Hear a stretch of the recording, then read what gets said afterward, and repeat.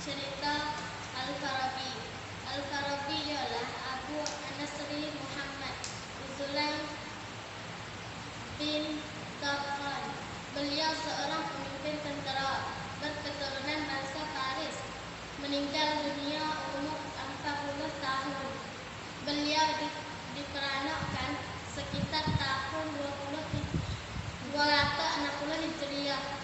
Kehidupan Al-Farabi. Ia seorang yang mulia. Ia sentiasa berpikir tentang hal falsafah. Ia orang miskin. Ia menggunakan pelita minyak. Akhlak Al-Farabi. Seorang cerdik, cermat. Beliau menggunakan sekadar 4 dirham. Pengabdian Al-Farabi. Ulama tarikh mengatakan bahwa Al-Farabi mempelajari ilmu pengetahuan dengan seorang guru yang beragama Nasrani. Namanya Nu'man bin Hailan. Ia membaca Qur'an dan bernias dengan seorang guru yang bernama Budi. Ia menulis buku itu sangat banyak, setengah dari itu ialah 1. Al-Riyadiyat, 2 Al-Qiyas, 2 Al-Kimia, 3 Al-Musika. Al-Farabi, salah seorang pemikir besar Islam terkenal pada zamannya hingga sekarang adalah Al-Farabi. Ia mempunyai nama lengkap Abu Nasr Muhammad Ibnu Al-Farah Al-Farabi. Di barat ia terkenal dengan nama Al-Farabius atau Aven Nasar. Ia dilahirkan pada tahun 870 Masehi di Farab, sebuah kota di Turki Tengah. Ayahnya keturunan Persia dan pernah menjabat sebagai panglima perang Turki, sedangkan ibunya adalah orang Turki asli. Meskipun Al-Farabi adalah keturunan Turki, namun karya-karya dan pemikirannya tetap mencerminkan seorang filsuf Arab. Bahkan seorang orientalis berkomentar tentang Al-Farabi, ia adalah pendiri filsafat Arab. Sebagai penulis Arab, ia pun mengakui bahwa Al-Farabi adalah filsuf muslim terbesar. Selain itu, mereka juga mengakui Al-Farabi sebagai guru terbesar setelah Aristoteles. Mereka menyebut Aristoteles sebagai guru pertama, the first master, dan Al-Farabi sebagai guru kedua, the second master. Al-Farabi mengikuti pendidikan dasar dan menghabiskan masa kanak-kanaknya di kota kelahirannya. Kemudian ia melanjutkan belajarnya di Bukhara, sedangkan pendidikan tingginya ia tempuh di Baghdad. Dan di kota inilah pertama kalinya ia belajar bahasa Arab dan Yunani. Ia ternyata juga memiliki hasrat yang besar untuk mempelajari alam semesta dan manusia. Hal itu kemudian menariknya untuk mempelajari filsafat kuno, terutama filsafat Plato dan Aristoteles. Ia menyerap komponen yang ada di dalam filsafat Platonik dan Aristotelian, yang kemudian ia gabungkan dengan pengetahuan tentang Al-Quran serta ilmu-ilmu lainnya.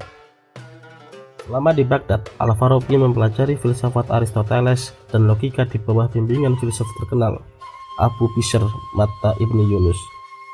Hasil karyanya dalam bidang filsafat juga lahir di kota ini. Ia pun banyak menerjemahkan karya-karya filsafat Yunani. Ia dikenal sebagai filsuf Islam pertama yang memperkenalkan filsafat Yunani kepada dunia Islam. Jumlah karyanya tidak kurang dari 128 buah kitab, dan yang terbanyak ialah tentang filsafat Yunani.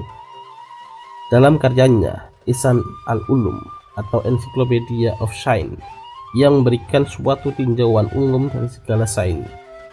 Di barat, buku ini terkenal sebagai The Genvis dari terjemahan Latin oleh Gerard Cremona. Sampai pada periode filsafat Islam, Al-Farabi mengemukakan tentang konsepsi ketuhanan, tetapi yang didasarkan pada ajaran agama Islam, yang kemudian dibahas menuju pemikiran filsafat. Filsafat Al-Farabi sebenarnya merupakan campuran antara filsafat Aristoteles dan Neoplatonisme dengan pemikiran keislaman yang jelas dan corak aliran Syiah Imamiyah. Misalnya dalam mantik dan filsafat fisika, ia mengikuti Aristoteles. Dalam etika dan politik, ia mengikuti Plato. Dan dalam metafisika, ia mengikuti Plotinus. Selain itu, Al-Farabi juga tergolong filsuf sinkretisme atau perpaduan yang percaya akan kesatuan atau ketunggalan filsafat. Usaha pemaduan sebenarnya sudah lama dimulai sebelum munculnya Al-Farabi dan telah mendapat pengaruh luas dalam lapangan filsafat, terutama sejak adanya aliran Neoplatonisme. Namun usaha Al-Farabi lebih banyak karena ia bukan saja mempertemukan aneka aliran filsafat yang bermacam-macam, tetapi juga berkeyakinan bahwa aliran-aliran tersebut pada hakikatnya satu, meskipun berbeda-beda corak dan macamnya.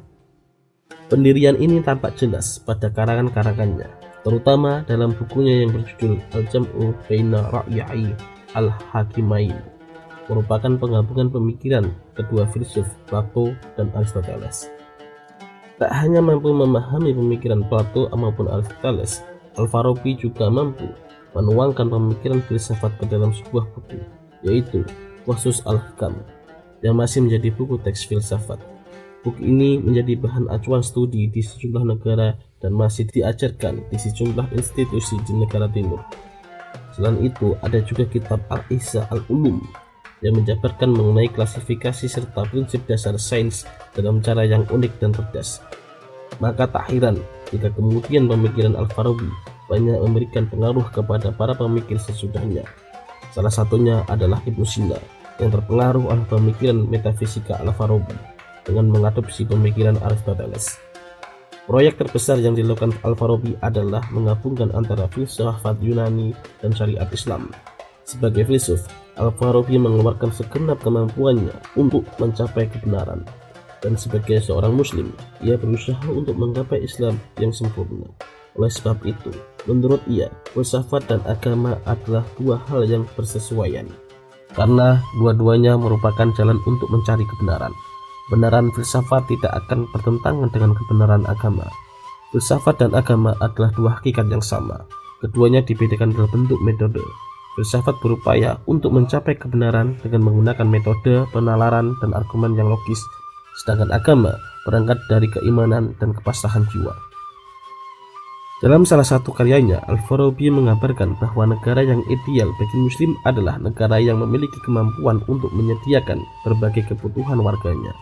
Selain membantu mereka untuk menjalankan ajaran agama yang baik, menurut ia, pemimpin yang ideal bagi negara muslim mestinya adalah raja yang memiliki pengetahuan tentang filsafat, seperti konsep yang dipaparkan oleh Plato dalam karyanya Republik.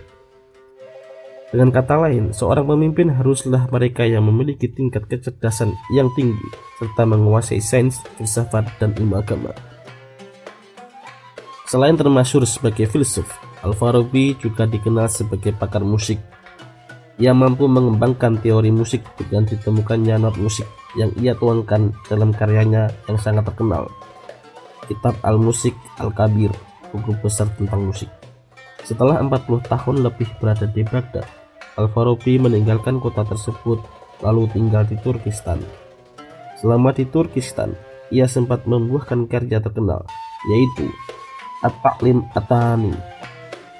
Meski sudah menjadi orang tersohor, ia dikenal sebagai orang yang tidak melupakan akarnya. Terbukti ia tak pernah menanggalkan pakaian khas Turki maupun nama panggilannya, Farabi At-Turki. Ia meninggal dunia di Damaskus pada tahun 970 Masehi. Pada akhir ini, yang mana salah silap pada kumpulan saya pun minta maaf. Sekali